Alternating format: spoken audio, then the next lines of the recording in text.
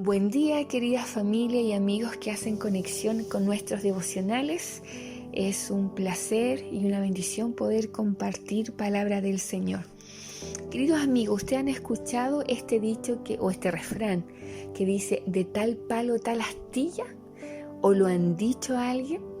Este refrán alude a la expresión de encontrar a una persona con alguna característica similar de algún progenitor o de alguna persona de su entorno familiar que lo hace parecerse a esa persona. Y resulta que en más de alguna ocasión nos han dicho a nosotros quizás que tenemos una forma de hablar similar a la de nuestros padres, o una manera de reírnos, o de hacer algún estilo de comida, alguna habilidad o alguna cosa que nos asemeja a otra. La Biblia nos enseña a nosotros que Jesús es igual que el Padre.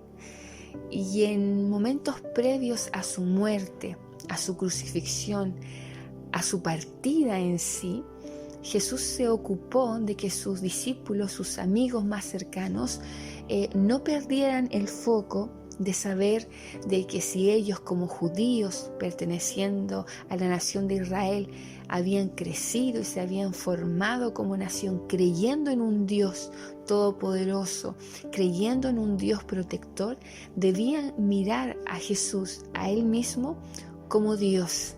Dice ahí en el Evangelio de San Juan capítulo 14, verso 1, no se turbe vuestro corazón, creéis en Dios, creed también en mí.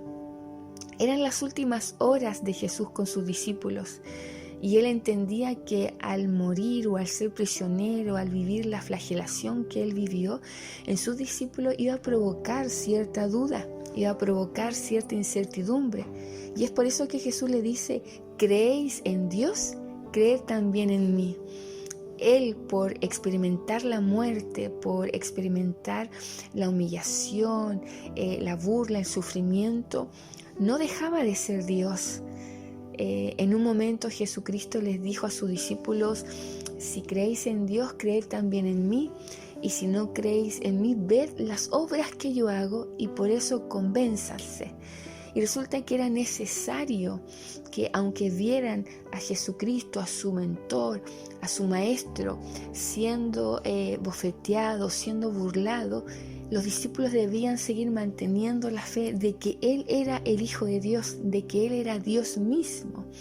Y eso a nosotros también nos enseña en nuestras realidades de que a veces pareciera que por las circunstancias que vivimos nos da a entender o nos impide ver a Dios o a Jesús como ese Dios poderoso, ese Dios que puede actuar a nuestro favor, porque hay muchas ideas en nuestros pensamientos que nos hacen dudar, que nos hacen cuestionar, que nos hacen quizás pensar que Dios no tiene tanto poder, que Dios no va a actuar a nuestro favor.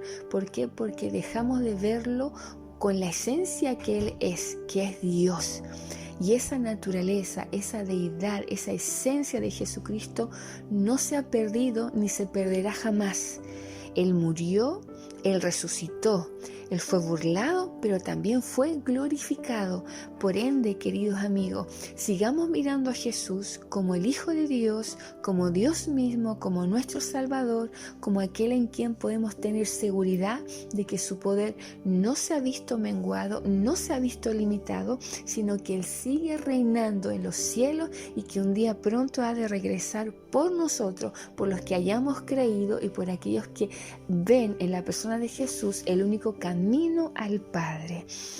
El cristianismo no es un club, no es de alguno, sino que es para todos. Por ende, si somos de aquellos que miramos a Jesús como el camino al Padre, tengamos la seguridad de que veremos a Dios mismo en aquel lugar donde Cristo nos tiene preparando una morada para vivir con nosotros. Creo que eso no debemos olvidarnos de que Cristo ha de volver y que los que hayamos guardado su palabra, recibido en nuestro corazón y en nuestra mente como Salvador, como Rey de nuestra vida, podremos vivir y experimentar esa nueva ciudad o ese nuevo lugar donde nuestra vida espiritual ha de vivir una eternidad. Recordemos esto, Jesús no ha cambiado. Es Dios mismo actuando en nosotros y en medio de toda dificultad Dios sigue teniendo el control. Que tengan un lindo y bendecido día, un abrazo y seguimos juntos en Casa Familia Renuevo. Bendiciones.